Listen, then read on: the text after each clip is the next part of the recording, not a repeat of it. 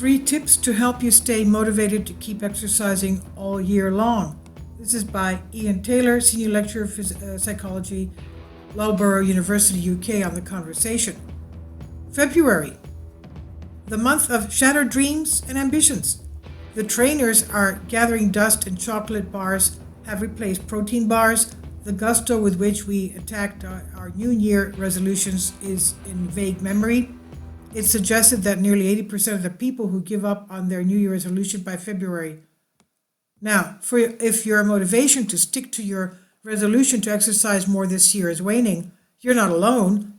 They suggest that 80% of people will have given up on their New Year's resolution by February, but the reason your motivation wanes might actually be because you choose the wrong motives and goals to begin with. And research shows us that choosing the right type of goal is the key to keeping us motivated over the long term. So you should lower the effort. That's one suggestion. Many of us believe that we need to grimace, contort, sweat, and pant our way to a healthier life. So at the beginning of January, we put in a load of effort to help us reach our goals. Unfortunately, our brain encourages us to avoid physical effort. This is why the excessive effort we use when exercising will work against us in the long run, leading us to feel less motivated to exercise by the end of January. Our brain is constantly monitoring our body for any changes from our resting state, which could mean danger to our health. The more physical effort we use, the more a signal is activated, and our brain tells us that the activity just isn't worth the effort and potential risk. This is why minimizing the effort we need to put into exercise may actually better help us stick to our resolutions in the long term. For example, if you're dreading even a 15-minute jog, do 5 minutes instead. Or if you hate running but enjoy Zumba, do that instead. The golden rule is that the activity you're trying to motivate yourself to do needs to be pleasurable. And research shows we're much more likely to do something if it requires less effort, especially when you're starting new exercise regimes. The same principle applies to reducing the psychological effort required to exercise, as our brains also encourage us to avoid it, to such an extent that when given the choice, we often prefer physical pain instead.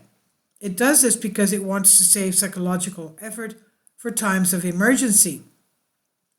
When it comes to starting a new exercise regime in the new year, things like fitting workouts into our schedule or getting out of bed an hour earlier all require psychological effort. To reduce psychological effort, it may help to minimize needless decision making. When it's time to exercise, remove decisions like whether to walk or drive to exercise class, or put your trainers in the same place so you don't have to look for them. Although these sound like small decisions to make, they can all add up to us feeling less motivated to exercise when you're required to make them. Research even shows that when we think our goals require little effort to achieve, we're more likely to achieve them. Choose short-term goals. Another basic motivational mistake many of us made in January was to set our goals too far in the future. Many people start exercising with the aim to lose a few pounds, perhaps in order to fit into their favorite jeans again. But when the outcome is far in the future, our brains don't associate the motivation fitting into our jeans with exercising, so we're less inclined to exercise. By choosing a goal that has a more immediate outcome, our brains will associate the outcome positively with exercise because they occur simultaneously.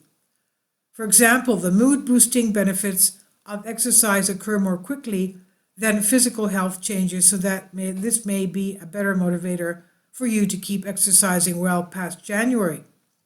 In short, make the reason for exercise an immediate one that you can achieve, and the long-term benefits will follow. Focus on being instead of having. The final motivational fix is switching the type of goal you have. So-called have goals serve little purpose for our motivational brain, which focuses on more important things such as being effective at what we do and making social bonds. An example of a have goal would be exercising so that you can have a better body. And this type of goal is viewed as less important by our brain because it does not help us meet essential goals that help us thrive. On the other hand, the types of goals that are more likely to keep us motivated are be goals, to be. An example of a be goal would be exercising to be healthy, or to be more athletic. Be goals are superior because humans tend to want to bond like other like-minded people based on our identities. This motivation is thought to have developed in our ancestral past, as forming bonds helped us to survive. So someone may find exercise easier to stick with if they're doing it as a way to demonstrate their athleticism, for example. As a result, people do a better job of sticking to be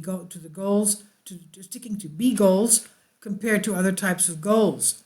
Even if you have fallen off the wagon slightly by the end of January, that doesn't mean you have to give up on your goals entirely.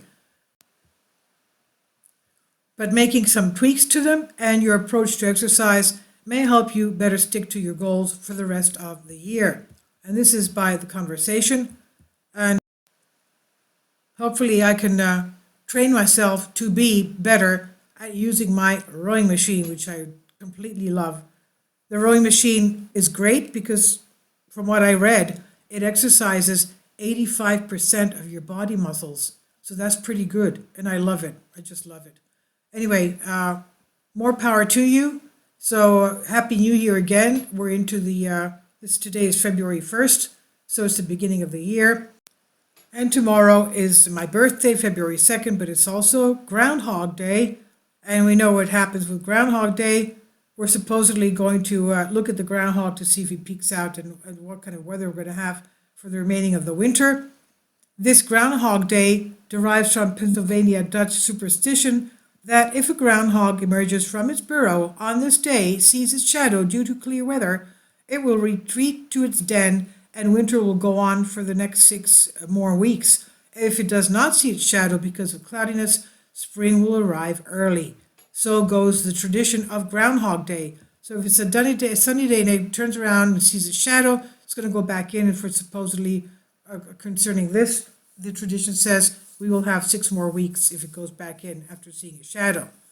The tradition remains popular this century. Studies found no consistent correlation, of course, between the groundhog seeing its shadow and the subsequent arrival of spring-like weather.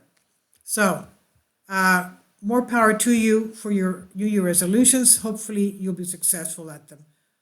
Please leave your comments. Thank you for your support. Finally, support my Patreon account. The daily posts are 5 videos daily, and they are totally different from what I have on my YouTube channel.